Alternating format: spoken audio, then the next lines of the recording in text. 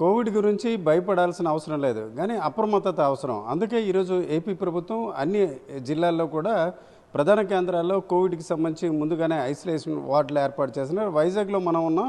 ఇక్కడ Visakha institute of medical sciences ఇక్కడ చూసుకుంటే దాదాపు 20 బెడ్లను దాదాపు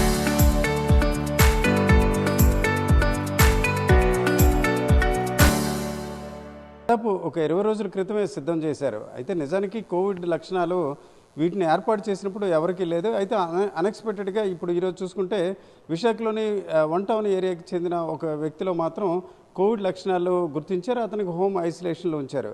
అయితే ఇప్పుడు విమ్స్లో ఉన్న మొత్తం 20 బెడ్లు మనం చూడవచ్చు. ఈ 20 బెడ్లకు సంబంధించి సెంట్రల్ ఆక్సిజన్ కూడా పైప్ లైన్ ఏర్పాటు చేశారు. ఈ పైప్ లైన్ ద్వారా ఎవరైతే కాస్త సివియర్గా ఆక్సిజన్ అవసరమైన పరిస్థితిలో ఉన్నట్లయితే వారికి ఆక్సిజన్ అందించే పరిస్థితి కూడా దానికి కల్పించారు. గతంలో చూసుకుంటే అప్పట్లో ఒక 2 ఏళ్ల క్రితమే కోవిడ్ ఉన్న సమయంలో దీనికి సంబంధించి ఆక్సిజన్ ప్లాంట్ను కూడా ఇక్కడ ఏర్పాటు చేయడంతో ఇప్పుడు ముందస్తుగా ఇప్పుడు దీనికి సంబంధించిన లక్షణాలు ఉన్న రోగులు లేనప్పుడు కూడా ముందుగా ఏర్పాటు చేశారు. మనం ఈ విజువల్స్లో చూడవచ్చు.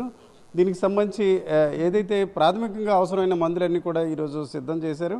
కేవలం రోగులకు సంబంధించే కాదు, దీనికి పనిచేసే వైద్య సిబ్బంది, డాక్టర్లు కావచ్చు, ఇతర సిబ్బంది కూడా పీపీఈ కిట్లు కూడా ఉన్న పరిస్థితి ఉంది.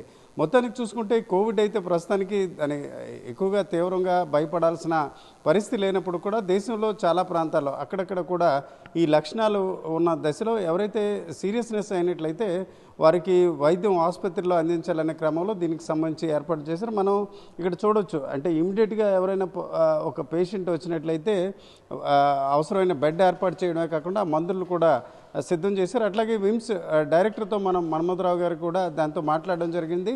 దీనికి సంబంధించి డాక్టర్లు, నర్సులు, అలాగే ఇతర వైద్య సిబ్బంది కూడా సిద్ధంగా ఉన్నారు. ముఖ్యంగా చూసుకుంటే రోగులకు అత్యవసరంగా అందించాల్సిన అన్ని అంశాలు, అంటే సీరియస్నెస్ ఉన్నట్లయితే దానికి సంబంధించి వెంటిలేటర్ ఏర్పాటు చేయాలి. వెంటిలేటర్తో పాటు సహజంగా ఆక్సిజన్ అవసరం ఉంటుంది.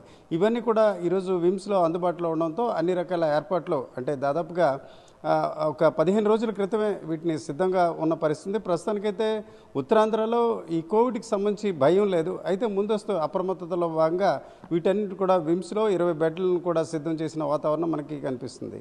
కెమెరా పర్సన్ తిరుపతితో రామచంద్రరావు, RTV, విశాఖపట్నం.